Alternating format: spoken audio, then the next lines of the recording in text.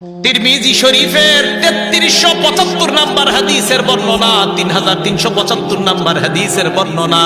আল্লাহ নবীর সাহাবা আব্দুল্লাহ ইবনে বুসরিন রাদিয়াল্লাহু তাআলা আনহুর বর্ণনা। এক ব্যক্তি আল্লাহ নবীর কাছে আসলেন, আসার পর বললেন, ইয়া রাসূলুল্লাহ ইন্না শারাইআল ইসলাম কদ কাসুরাত আলাইয়া। হুজুর, ইসলামের এত বিধিবিধান আমি মনে রাখতে পারি না, আমার কাছে বেশি মনে হয়, তো কি করবো বলো? আখবিরনি বিআমাল, হুজুর এমন একটা আমল বলেন আতাশাব্বাসু বিহি, যেটা আমি নিয়মিত করতে পারি আর যেটা আমার জান্নাতে নিবে। হুজুর এমন একটা আমল শিখাই দেন সহজে করতে পারি। এত আমল হুজুর আমি মনে রাখতে পারি না, আমার এমন একটা আমল শিখান যেটা আমি নিয়মিত সহজে করতে পারি আর জান্নাতে যাইতে পারি।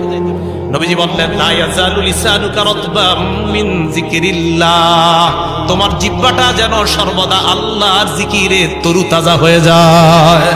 সব সময় তোমার জিহ্বায় যেন আল্লাহর জিকির থাকে, এটা তোমাকে জান্নাতে পৌঁছায় দিবে। সুবহানাল্লাহ।